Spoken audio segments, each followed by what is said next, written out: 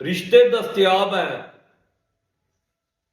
5 रिश्ते ने, 5 बचियां, हजार किले तू ज्यादा दियां मालिक ने, कलियां भैणां ने, इंतहाई खूबसूरत ने, खुश शक्ल ने, बाहिलाक ने, बातमीज ने, जाती बंगला ने, करोड़ां च बैंक बैलेंस ने, बंगला कच्चे दे इलाके च मौजूद है।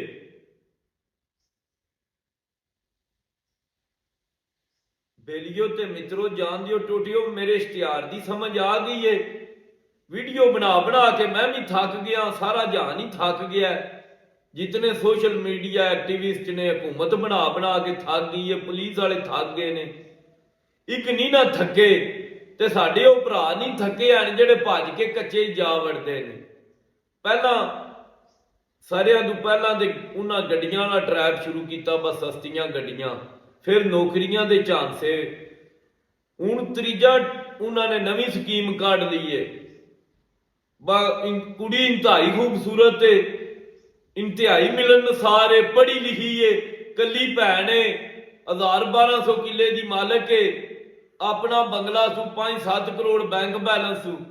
अच्छा, सारे ठरकी जुत्तियां ला के भज वगे ने। एक गलों तो उन्होंने इलाज ही है, लेकिन फिर जिसमें उन्होंने उत्थे दर्दनाक हालत वेखी दी है ना, ते अपने अकल ते मातम करने ते दिल करता है। हुण सारे जहान दे रिश्ते हुण कश्मोर ते राजनपुरी च ही होने ने। यार को थोड़ा जिहा अकल कोल, दिमाग कोल काम लिया करो। तुसीं आपू दे यबदे होण जेहड़े तुहाडे घर दे, तुहाडे रिश्तेदार, तुहाडे अजीजो कारब जिस करब विच होंदे ने, ਉਹ ना मरदियां च होंदे ने ना जिंदे। तुसीं ते काबू आए होंदे हो ना।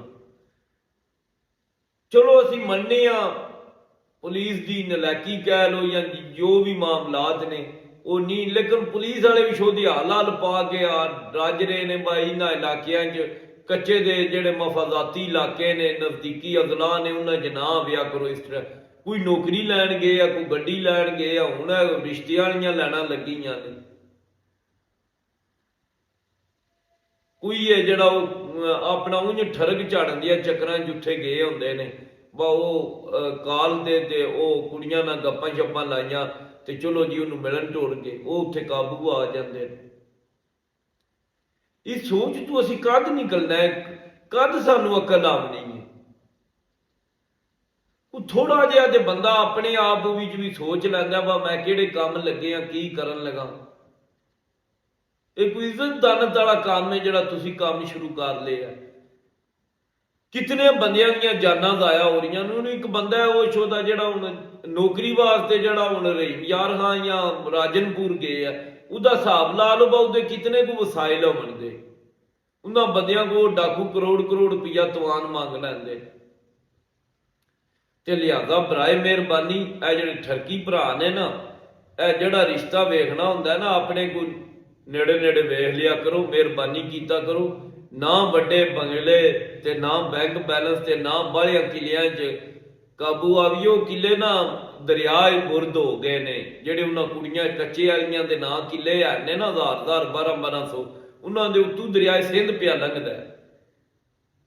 ते लिहाजा अपनी ते अपने घर दियां दी हालत ते तरस खाओ ते ए काम छड़ दिओ। बाज कच्चे अज राजनपुर रिश्ता तकन गए हैं ते अजकल उन्हीं कह एक बारी जाता है ना, वो फिर तो शोधा जान जो रहा को नहीं।